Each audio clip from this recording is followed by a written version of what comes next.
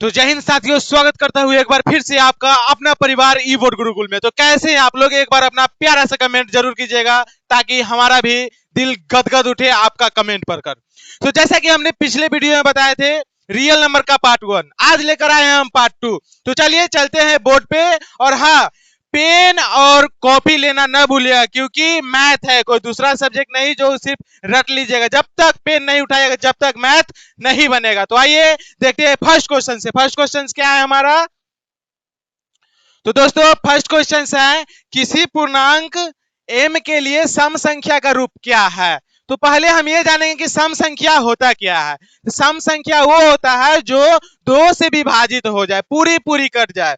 तो आइए हम सम संख्या का रूप एक एक ऑप्शन में रखकर देखते हैं। हम पहले m का वैल्यू 1 लेकर देखते हैं। तो ऑप्शन नंबर क में अगर रखेंगे m का वैल्यू 1, 1 प्लस 2 जो कि आएगा 3, ये सम संख्या नहीं है। उसके बाद है 2 इंटू 1 प्लस 1, 2 1 जा 2 और 1 3 जो कि ये भी सम संख्या का रूप नहीं है। उसके बाद 2m, 2 into 1 is equal to 2 जो कि ये सम संख्या का रूप है। 2 इंटू 1 माइनस 1, 2 1 जा 2 माइनस 1 इज इक्वल टू 1, ये भी सम संख्या का रूप नहीं है। तो आपका फाइनल आंसर क्या हो जाएगा? ग। तो आइए देखते हैं अगला क्वेश्चन क्या है हमारा। अगला क्वेश्चन है, निम्नलिखित में से कौन सी संख्या अपरिमेय है? यहाँ पे ध्यान दीजिएगा, क्या पूछ रहा है कि कौन सी संख्या अपरिमेय है। तो देखिए ऑप्शन नंबर क में है रूट अंडर 36/64। तो 36 जो कि है 36 को हम ऐसे लिख सकते हैं 6 इंटू 6 और 84 को 8 इंटू 8। ये दो में से एक निकलेगा 6 और ये 8 जो कि ये परिमेय संख्या है। उसके बाद क्या है? रूट 3। रूट 3 का कुछ नहीं हो सकता है, ये क्या है? अपरिमेय संख्या। उसके बाद क्या है? -9/√49, -9/√49। √49 का वैल्यू क्या होता है? 7। तो ये क्या है? ये भी परिमेय संख्या, ये अपरिमेय संख्या नहीं है। ये क्या है? √9/81। तो 9 का क्या होता है? 3 और 81 का 9। ये भी क्या है? ये परिमेय संख्या। लेकिन पूछ क्या रहा है कि कौन सा अपरिमेय संख्या? तो ऑप्शन नंबर ख इज द करेक्ट आंसर। तो देखते हैं अब अगला क्वेश्चन क्या है हमारा। अगला क्वेश्चन है हमारा, यदि n एक प्राकृतिक संख्या है तब, यदि n एक प्राकृतिक संख्या है तब क्या होगा? वो हमेशा हमेशा परिमेय संख्या कहलाएगा। क्या कहलाएगा? हमेशा परिमेय संख्या। तो देखते हैं ऑप्शन में क्या है हमेशा परिमेय संख्या। तो आपका ग नंबर सही, हमेशा परिमेय संख्या। जब n एक प्राकृतिक संख्या, जैसे प्राकृतिक संख्या कौन होता है? 1 2 3 4 5 6 7, मतलब काउंटिंग की संख्या को क्या बोला जाता है? प्राकृतिक संख्या। और प्राकृतिक संख्या को हमेशा परिमेय संख्या बोलते हैं। क्या बोलते हैं? परिमेय संख्या। तो आइए देखते हैं अगला क्वेश्चन क्या है। अगला क्वेश्चन है हमारा, निम्नलिखित में कौन परिमेय संख्या? क्या पूछ रहा है इस टाइम? कौन सा परिमेय संख्या है? तो देखिए यहाँ पे ऑप्शन क्या है? रूट अंडर पाई। तो आप लोगों को ये जानना होगा कि पाई को अपरिमेय संख्या बोला जाता है। क्या चीज बोला जाता है? पाई को अपरिमेय संख्या। और दूसरा ऑप्शन है ख, रूट अंडर 7 जो कि अपरिमेय संख्या है। उसके बाद ग है रूट अंडर 16/25। तो 16 का क्या होगा? 4 और 25 का 5 जो कि हमारा फाइनल आंसर है। 4/5 क्या है? ये परिमेय संख्या है। तो हमारा ग ऑप्शन क्या हो जाएगा? करेक्ट। बढ़ते हैं अगले क्वेश्चन में। अगले क्वेश्चन हमारा क्या है?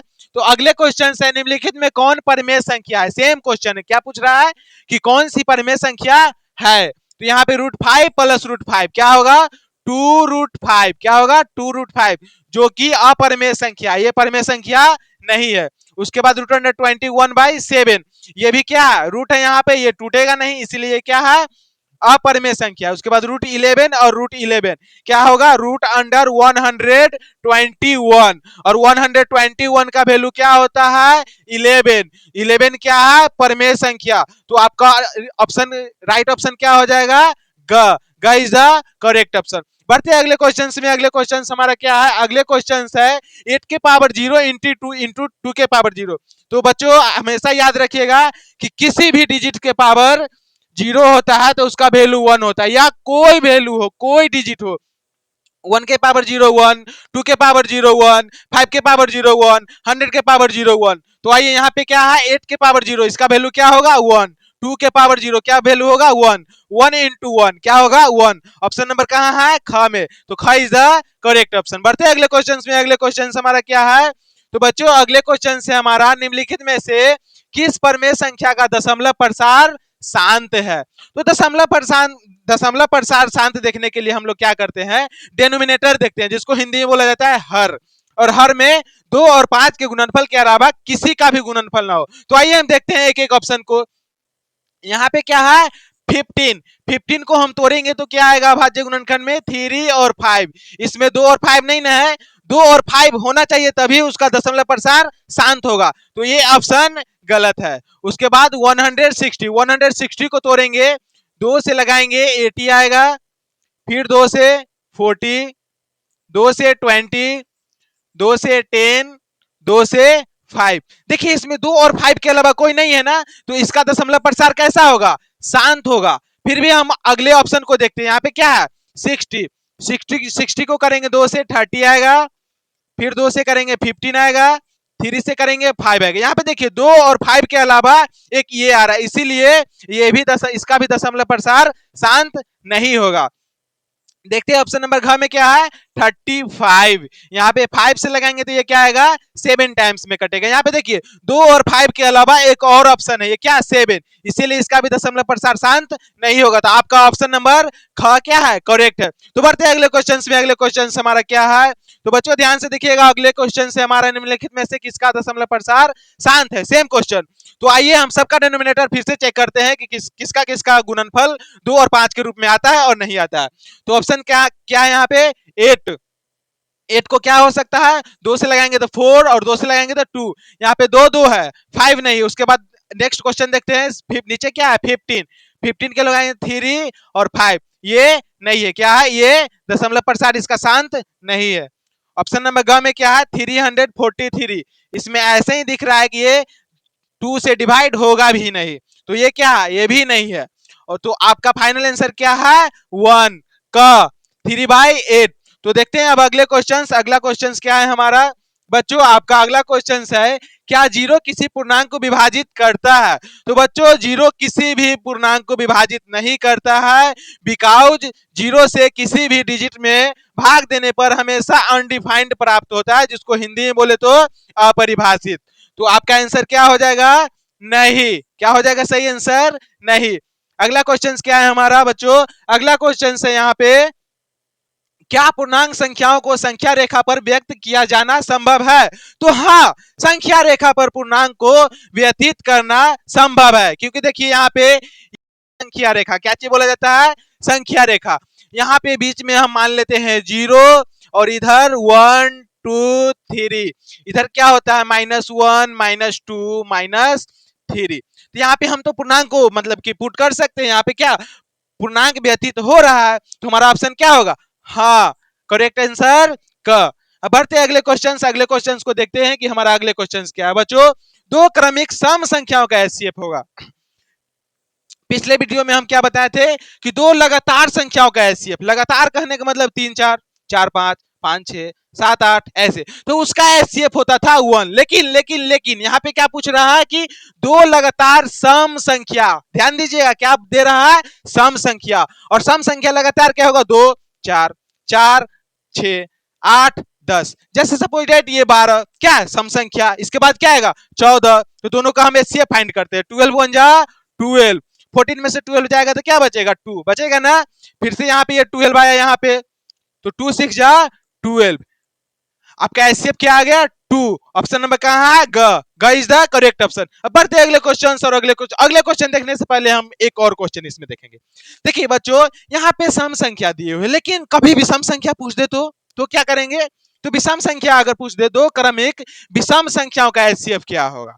तो देखिए विषम संख्या कौन सा होता है जो 2 से विभाजित नहीं होता है, जैसे 3 5, तो इसका क्या होगा 3 1 जा 3, 5 में से 3 गया 2, फिर से ये 3 यहाँ पे आएगी 2 1 जा 2, 3 में से 2 गया 1, फिर से ये 2 यहाँ पे आएगा 1 2 जा 2, तो आपका एचसीएफ क्या आ गया 1। तो याद रखिएगा इस पे 3 क्वेश्चन बनता है, क्या फर्स्ट मतलब कि दो लगातार संख्या दे देगा, सेकेंड सम संख्या का पूछ लेगा, थर्ड विषम संख्या का पूछ लेगा। तो आशा नहीं पूर्ण विश्वास है कि आप लोगों का पढ़ाई एकदम मस्त और बहुत अच्छा चल रहा होगा। तो बच्चों एक प्यारा सा कमेंट जरूर कीजिएगा कि ये वीडियो आप लोगों को कैसा लग रहा है। तो चलिए देखते हैं अगले क्वेश्चन। अगले क्वेश्चन क्या है हमारा, तो बच्चों अगला क्वेश्चन है हमारा 625 के अभाज्य गुणनखंड में 5 का अधिकतम घातांक क्या है। मतलब कि अधिकतम पावर क्या है, क्या पावर, पावर का हिंदी होता है घातांक। तो आइए यहाँ पे देखते हैं क्या है 625, क्या है 625। इसका पहले अभाज्य गुणनखंड फाइंड करते हैं हम, तो ये लगेगी 5 से, किससे, 5 से। 5 1 जा 5, 5 2 जा 10, 5 5 जा आ गया।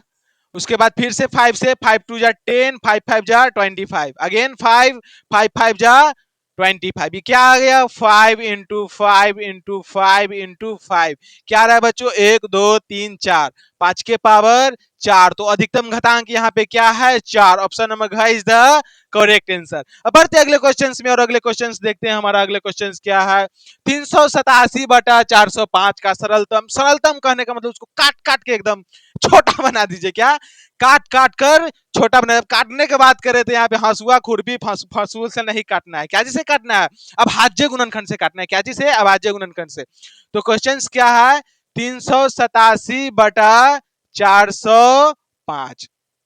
यहाँ पे देखिए 2 से ये भी नहीं कटेगा, ये भी नहीं, 3 से ये कटेगा, 3 से ये कटेगा, 3 से 3 1 जा 3 मतलब 3 1 जा 3, 3 2 जा 6, फिर 2 बचेगा और 27, तो 9 टाइम्स में आएगा। और ये 3 1 जा 3, इसमें से 1 और 0, 3 3 जा 9 और 3 5 जा 15। अब बच्चों देखिए 3 से फिर कटेगा, 3 चौका 12, 3 तिहाई 9, 3 चौका 12 और 3 पचे 15, 3 से अब नहीं कटेगा, क्या बच्चों अब 3 से नहीं कटेगा। तो हमारा फाइनल आंसर क्या आया 43/45, जो कि ऑप्शन नंबर क में है। क इज द करेक्ट ऑप्शन। अब बढ़ते अगले क्वेश्चंस में और अगले क्वेश्चंस को देखते हैं कि हमारा अगले क्वेश्चंस क्या है। 92/115 का सरलतम रूप क्या है। तो बच्चों इसका आंसर आप लोग कमेंट बॉक्स में जरूर बताइएगा, ये आप लोगों के लिए होमवर्क है। बढ़ते अगले क्वेश्चंस में और अगले क्वेश्चंस को देखते हैं। सबसे छोटी अभाज्य संख्या कौन है, जो कि पार्ट 1 में भी हम बताए हैं कि सबसे छोटी अभाज्य संख्या कौन है। तो बच्चों सबसे छोटी अभाज्य संख्या 2 को बोला जाता है। किसको बोला जाता है 2 को।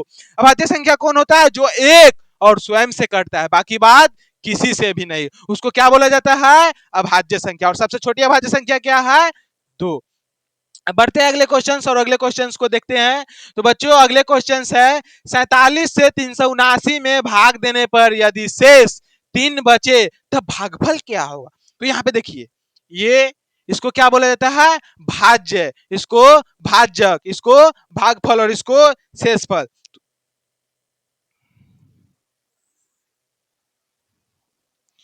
तो यहाँ पे शेषफल क्या है तो शेषफल 3 है, क्या है बच्चों 3। और इतना से इतना में भाग देने मतलब 47 से 379 में भाग देना, और ये क्या चीज फाइंड करना है भागफल, क्या चीज फाइंड करना है भागफल। तो इसका एक फॉर्मूला होता है क्या भाज्य बराबर भाजक गुने भागफल प्लस शेषफल।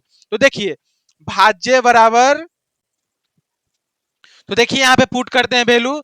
भाज्य क्या है भाज्य, भाज्य इसको बोला जाता है, इसको 379 इज इक्वल टू भाजक क्या है भाजक ये 47 इनटू भागफल हमें फाइंड करना है तो उसको भागफल ही लिख देते हैं प्लस शेषफल। शेषफल हमारा क्या है 3।